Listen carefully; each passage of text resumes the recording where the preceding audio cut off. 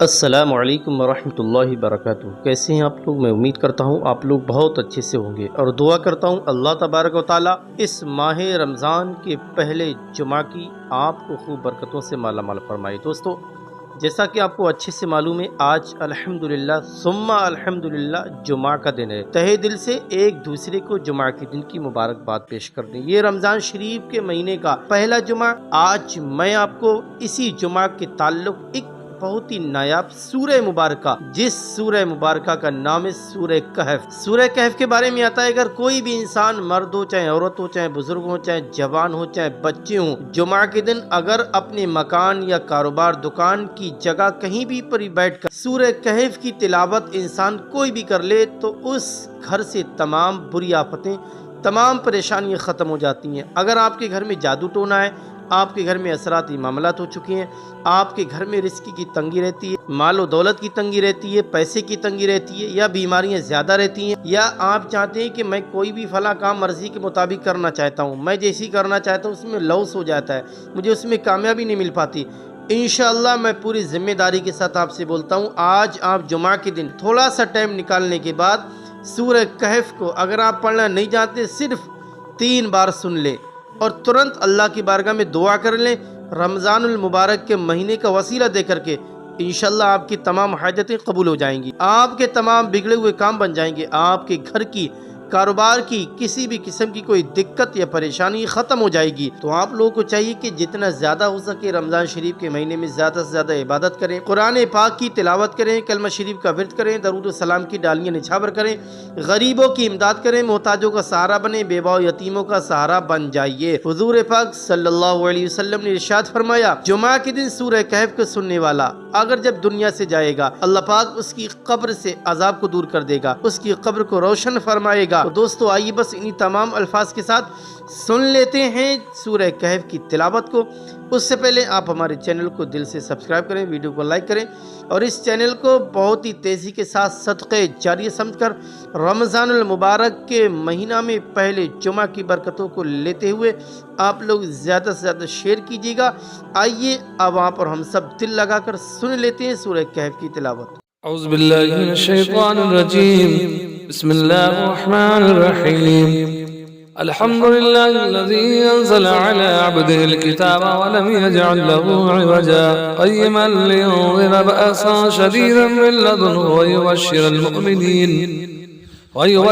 मुमिनीन अल्लज़ीना यअमलूना अस्सालिहाति अन्ना लहुम अजरन हसना माकिसीन फीहि अबदा वयुनज़िर अल्लज़ीना क़ालू इत्तख़ज़ल्लाहु वलदा मा लहुम बिही मिन इल्मिन वला लिआबाइहिम कबुरत कलिमतन तख़रुजु मिन अफ़वाहिहिम इन यक़ूलूना इल्ला कज़िबा फलअल्लक बाख़िउन नफ़्सक अला आसारिहिम इन लम यु'मिनू बिहाज़ल हदीस असफ़ा इन्ना जअलना मा अलल अर्दि ज़ीनतन लहा लिनब्लुवहुम अय्युहुम अहसनु अमला व इन्ना लजाइलूना मा अलैहा सईदन जुरुज़ा अम हसिबत अन्ना असहाबल कहफ़ि वर्रक़ीम कानू मिन आयातिना अजबा इज़ अवल फ़ित्यतु इलल कहफ़ि वक़ालू रब्बना आतिना मिन लदुनका रहमतन व हय्यिअ लना मिन अमरिना रशदा فضربنا على آذانهم في الكهف سنين عددا ثم بعثناه لنعلم أي الحزبين أحصى لما لبثوا أمدا نحن نقص عليك نبأهم بالحق إنهم فتية آمنوا بربهم وزدناهم هدى وربطنا على قلوبهم إذ قاموا فقالوا ربنا رب السماوات والأرض لن ندعو من دونه إلها لقد قلنا إذا شتتا هؤلاء قوم اتخذوا من دونه آلهة لولا يأتون عليهم بسلطان بين فمن أظلم ممن افترى على الله كذبا وإذ اعتزلتموه وما يعبدون إلا الله فأبوا إلى الكهف ينشر لكم ربكم من رحمته ويهيئ لكم من أمركم مرفقا وترى الشمس إذا طلعت تزاور عن كهفهم ذات اليمين وإذا غربت تقرضهم ذات الشمال وهم في فجوة من ذلك من آيات الله من يهده الله فهو المهتد ومن يضلل فلن تجد له وليا مرشدا وتحسبهم أيكاذا وهم رقود ونقلبهم ذات اليمين وذات الشمال وكلبهم باسط ذراعيه بالوسيد لو اطلعت عليهم لوليت منهم فرارا ولأمليت منهم رعبا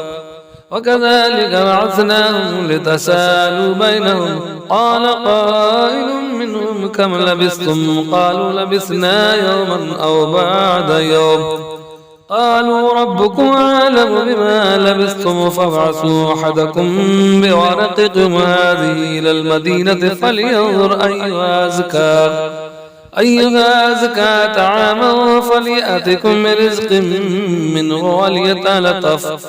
ولا يشعرن بكم أحدا إنهم يظهروا عليكم يرجوكم أو يعيدكم في ملتكم ولن تفلحوا إذن أبدا وكذلك عاثرنا عليهم ليعلموا أن وعد الله حق وأن الساعة لا ريب فيها إذ يتنازعون بينهم أمرهم فقالوا بنوا عليهم بنيانا ربهم عالم بهم قال الذين غلبوا على أمرهم لنتخذن عليهم مسجدا سيقولون ثلاثة رابعهم كلبهم ويقولون خمسة سادسهم كلبهم رجما بالغيب ويقولون سبعة وثامنهم كلبهم قل ربي عالم بعدتهم ما يعلمهم إلا قليل فلا تمار فيهم إلا مراء ظاهرا ولا تستفت فيهم منهم أحدا ولا تقولن لشيء إني فاعل ذلك غدا إلا أن يشاء الله واذكر ربك إذا نسيت وقل عسى أن يهديني ربي لأقرب من هذا رشدا ولبثوا في كهفهم 300 سنين وازدادوا 9 قل الله عالم بما لبثوا له غيب السماوات والأرض أبصر به وأسمع ما لهم من دونه من ولي ولا يشرك في حكمه أحدا واتل ما أوحي إليك من كتاب ربك لا مبدل لكلماته ولا تجد من دونه ملتحدا واصبر نفسك مع الذين يدعون ربهم بالغداة والعشي يريدون وجهه ولا تعد عيناك عنهم تريد زينة الحياة الدنيا ولا تطع من أغفلنا قلبه عن ذكرنا واتبع هواه وكان أمره فرطا وقل الحق من ربكم فمن شاء فليؤمن ومن شاء فليكفر إنا أعتدنا للظالمين نارا أحاط بهم سرادقها وإن يستغيثوا يغاثوا بماء كالمهل يشوي الوجوه بئس الشراب وساءت مرتفقا إن الذين آمنوا وعملوا الصالحات إنا لا نضيع أجر من أحسن عملا أولئك لهم جنات عدن تجري من تحتهم الأنهار يحلون فيها من أساور من ذهب ويلبسون ثيابا خضرا من سندس واستبرق متكئين فيها على الأرائك نعم الثواب وحسنت مرتفقا واضرب لهم مثلا رجلين جعلنا لأحدهما جنتين من أعناب وحففناهما بنخل وجعلنا بينهما زرعا كلتا الجنتين آتت أكلها ولم تظلم منه شيئا وفجرنا خلالهما نهرا وكان له ثمر فقال لصاحبه وهو يحاوره أنا أكثر منك مالا وأعز نفرا ودخل جنته وهو ظالم لنفسه قال ما أظن أن تبيد هذه أبدا وما أظن الساعة قائمة ولئن رددت إلى ربي لأجدن خيرا منها منقلبا قال له صاحبه وهو يحاوره وكفرت بالذي خلقك من تراب ثم من نطفة ثم سواك رجلا لكن هو الله ربي ولا أشرك بربي أحدا ولولا إذ دخلت جنتك قلت ما شاء الله لا قوة إلا بالله إن ترني أنا أقل منك مالا وولدا فعسى ربي أن يؤتيني خيرا من جنتك ويرسل عليها حسبانا من السماء فتصبح سعيدا زلقا أو يصبح ماؤها فلن تستطيع له طلبا وحيط بثمره فأصبح يقلب كفيه على ما أنفق فيها وهي خاوية على عروشها ويقول يا ليتني لم أشرك بربي أحدا ولم تكن له فئة ينصرونه من دون الله وما كان منتصرا هنالك الولاية لله الحق هو خير صوابا وخير عقبا واضرب لهم مثل الحياة الدنيا كماء إن أنزلناه من السماء فاختلط به نبات الأرض فأصبح حشيما تذروه الرياح وكان الله على كل شيء مقتدرا المال والبنون زينة الحياة الدنيا والباقيات الصالحات خير عند ربك ثوابا وخير أملا ويوم نسير الجبال وترى الأرض باردة وحشرناهم فلم نغادر منهم أحدا وعرضوا على ربك صفا لقد جئتمونا كما خلقناكم أول مرة بل زعمتم أن لن نجعل لكم موعدا ووضع الكتاب فترى المجرمين مشفقين مما فيه ويقولون يا ويلتنا ما لهذا الكتاب لا يغادر صغيرة ولا كبيرة إلا أحصاها ووجدوا ما عملوا حاضرا ولا يظلم ربك أحدا وإذ قلنا للملائكة اسجدوا لآدم فسجدوا إلا إبليس كان من الجن ففسق عن أمر ربه أفتتخذونه وذريته أولياء من دوني وهم لكم عدو بئس للظالمين بدلا ما أشهدتهم خلق السماوات والأرض ولا خلق أنفسهم وما كنت متخذ المضلين عضدا ويوم يقول نادوا شركائي الذين زعمتم فدعوهم فلم يستجيبوا لهم وجعلنا بينهم موبقا ورأى المجرمون النار فظنوا أنهم مواقعوها ولم يجدوا عنها مصرفا ولقد صرفنا في هذا القرآن للناس من كل مثل وكان الإنسان أكثر شيء جدلا وما منع الناس أن يؤمنوا إذ جاءهم الهدى ويستغفروا ربهم إلا أن تأتيهم سنة الأولين أو يأتيهم العذاب قبلا وما نرسل المرسلين إلا مبشرين ومنذرين ويجادل الذين كفروا بالباطل ليدحضوا به الحق واتخذوا آياتي وما أنذروا ومن أظلم ممن ذكر بآيات ربه فأعرض عنها ونسي ما قدمت يداه إنا جعلنا على قلوبهم أكنة أن يفقهوا وفي آذانهم وقرا وإن تدعوهم إلى الهدى فلن يهتدوا إذا أبدا وربك الغفور الرحمة لو يؤاخذهم بما كسبوا لعجل لهم العذاب ولهم موعد لن يجدوا من دونه موئلا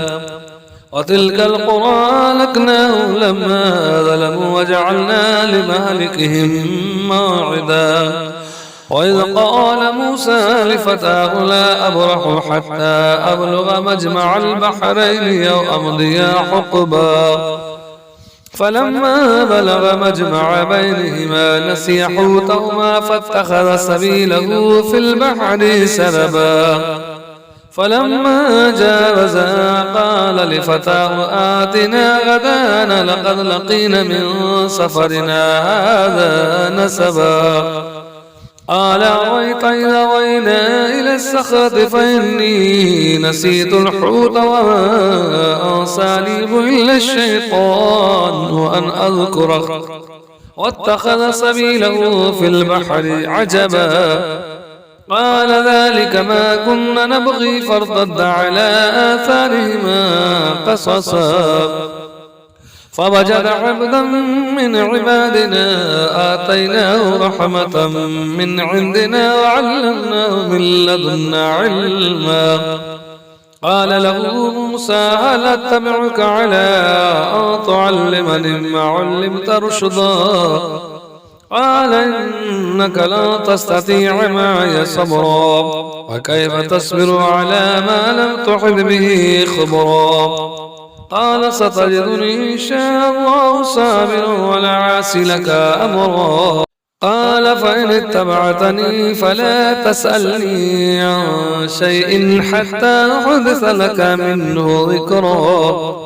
فانطلقا حتى إذا ركب في السفينة خرقها قال خرقتها لتغرق أهلها لقد جئت شيئا إمرا قال ألم أقل إنك لن تستطيع معي صبرا قال لا تؤاخذني بما نسيت ولا ترهقني من عمري عسرا فانطلقا حتى إذا لقي غلاما فقتله قال قتلت نفسا زكية بغير نفس لقد جئت شيئا نكرا قال لو أقل لك إنك لن تستطيع معي صبرا قال إن سألتك عن شيء بعدها فلا تصاحبني قد بلغت من لدني عذرا فانطلقا حتى إذا أتايا أهل قرية استطعما أهلها فأبوا أن يضيفوهما فوجدا فيها جدارا يريد أن ينقض فقامه قال لو شئت لاتخذت عليه أجرا قال هذا فراق بيني وبينك سأنبئك بتأويل ما لم تستطيع عليه صبرا أما السفينة فكانت لمساكين يعملون في البحر فأردت أن أعيبها وكان وراءهم ملك يأخذ كل سفينة غصبا وأما الغلام فكان أبواه مؤمنين فخشينا أن يرهقهما طغيانا وكفرا فأردنا أن يبدلهما ربهما خيرا منه زكاة وأقرب رحما وأما الجدار فكان لغلامين يتيمين في المدينة وكان تحته كنز لهما وكان أبوهما صالحا فأراد ربك أن يبلغا أشدهما ويستخرج كنزهما رحمة من ربك وما فعلته عن أمري ذلك تأويل ما لم تستطع عليه صبرا.